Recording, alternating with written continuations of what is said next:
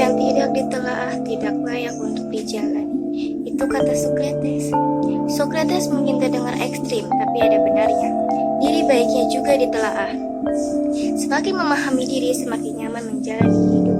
Setidaknya itu yang saya rasakan beberapa tahun terakhir. Dulu saya lebih mudah cemas, bingung, tidak jarang pula terombang-ambing emosi atau opini orang lain. Mudah juga hilang kendali atas diri sehingga berujung pada sejumlah keputusan hidup yang kurang bijak. Konflik dalam diri juga berakibat konflik dengan orang lain.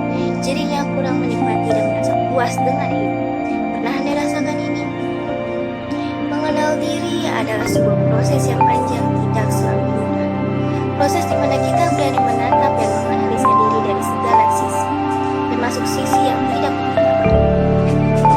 Dengan menganalisa diri, kita belajar memahami apapun emosi yang kita rasakan dan dari mana ekor emosi. Dan kesadaran ini membuat kita lebih mampu menanggapi situasi sulit dengan cara tenang dan bijak. Karena orang yang tidak kenal diri biasanya tak berdaya di hadapan opini publik. Ia lapar pujian, berhati rapuh, mendengar pujian, hati berlembab.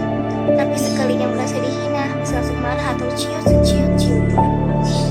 Tidak sehat menggantungkan emosi dan harga diri pada apa kata orang bukan. Orang yang tidak terlalu kenal dengan diri juga cenderung jadi pengikut, mudah terbuai, arus tren, mengadopsi suara publik paling dominan tanpa pikir panjang atau kritis. Makanya sulit baginya untuk jadi hidup yang kreatif dan otentik. Ia cenderung mengalami masalah dalam percintaan, dunia kerja, keuangan, dan hubungan dengan orang lain. Apakah itu? Memilih pasangan yang tidak tepat, bingung mau kerja apa, gak enak, diajak berteman dan berurusan rajin belanja dan mengisi kekosongan dengan perasaan senang yang semu. Intinya, karena ia tidak mengerti apa yang sebenarnya ia inginkan, rasakan, hargai, dan memberi arti dalam hidupnya. Proses mengenal diri memang idealnya sedari kecil.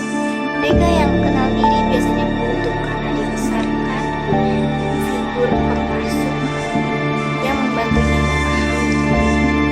Figur pengasuh mampu mengamati anak secara dalam, objektif dengan perhatian penuh dan belas asih. Ia membantu anak mendengarkan dan memahami emosinya sejak dini. Contoh, seorang anak tidak merasa bahagia di hari ulang tahunnya, yang seharusnya jadi hari bahagia. Daripada berkata, oh betapa cerianya anak ini, bapak ayo dong kesini, bahagia. Figur pengasuh yang bijak tanpa mengurangi rasa cintanya terhadap sang anak, dengan belas kasih memberikan anak merasakan apa yang ia rasakan. Beri ruang anak untuk belajar memahami perasaannya, rasa yang paling otentik untuk dirinya sendiri. Figur pengasuh yang baik adalah ia yang tidak cepat menghukum, menghakimi atau menyalahkan anak. Ia bersedia mendengarkan apa yang anak inginkan dan perlu ia kemukakan. Aksi sederhana ini punya dampak besar dalam membantu anak bersambung dengan dirinya sendiri. Dan apa langkah untuk mengenal diri di usia dewasa? Refleks diri adalah jawaban. Caranya beragam, tinggal pilih yang paling sesuai dengan Anda. Kalau saya banyak baca tentang psikologi, filosofi, meditasi, dan menulis buku harian. Meditasi membantu menciptakan jeda antara stimulus dan respon, antara provokasi dan reaksi. Meditasi menyediakan tempat untuk saya tanya jawab dengan diri saya sendiri dan memilih tanggapan saya terhadap suatu situasi yang sulit. Menulis juga punya efek yang kurang lebih sama. Tulisan buku harian yang mungkin terkesan ngalor ngidul, ketika dibaca lagi sering tersirat apa yang alam bawah sadar kita sebenarnya ingin ungkapkan. Jika cara self-help belum afdol, seorang psikoterapis bisa membantu Anda berkaca, mengurangi sejumlah peristiwa hidup yang masih mengganjal demi hidup yang lebih memuaskan.